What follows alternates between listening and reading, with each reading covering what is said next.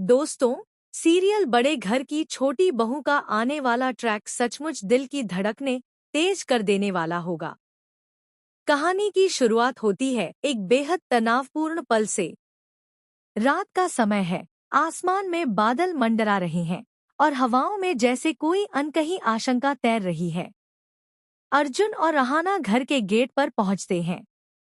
उनके चेहरे पर थकान है, लेकिन उससे भी ज्यादा बेचैनी।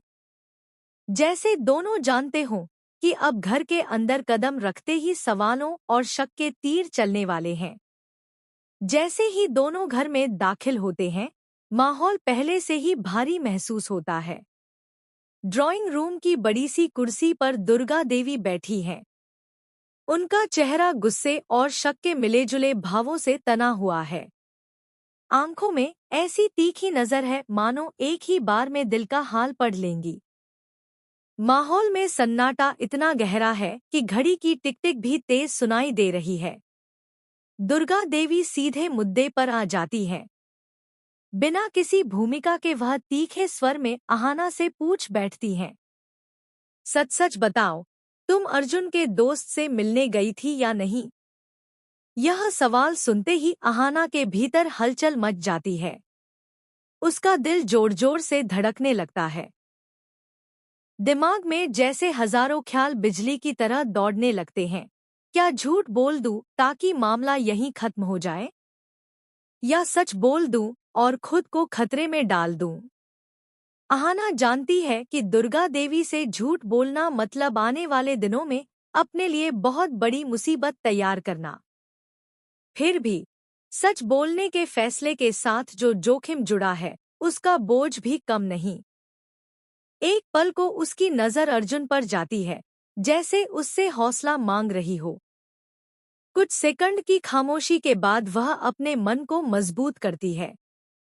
वह ठान लेती है, अब और धोखे में नहीं रखूंगी।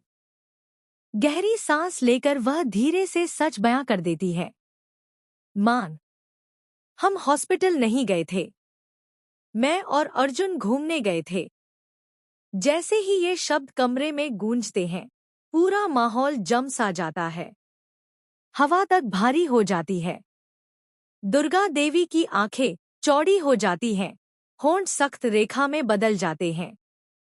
उनकी नजरों में गुस्से की लपटें साफ नजर आती हैं, जैसे किसी भी पल ज्वालामुखी फटने वाला हो। उनके मन में अहाना के लिए गहरी नाराजगी है। उन्हें साफ लगता है कि यही लड़की उनके बेटे को गलत राह पर ले जा रही है। उनकी सोच में अर्जुन तो हमेशा सही है, गलती तो सिर्फ अहाना की हो सकती है। तभी अर्जुन एक कदम आगे बढ़कर दोनों हाथ जोड़ देता है। उसकी आवाज में घबराहट भी है और सच्चाई का वजन भी। मां, प्लीज अहाना को दोष मत दीजिए। इसमें इसकी कोई गलती नहीं है। मैंने ही इसे बाहर चलने के लिए कहा था। यह तो अपनी मां के घर जाना चाहती थी, लेकिन मैं इसे अपने साथ ले गया। लेकिन दुर्गा देवी की आंखों में संदेह की परत और मोटी हो जाती है। उन्हें लगता है कि बेटा सिर्फ पत्नी के प्रभाव में आकर उसका पक्ष ले रहा है। उनके दिल में अहाना के प्रति नकारात्मक सोच और गहरी हो जाती है। अंदर ही अंदर वह तय कर लेती है, अब इस लड़की पर और भी सख्ती करनी होगी। उसके हर कदम पर निगरानी रखनी होगी।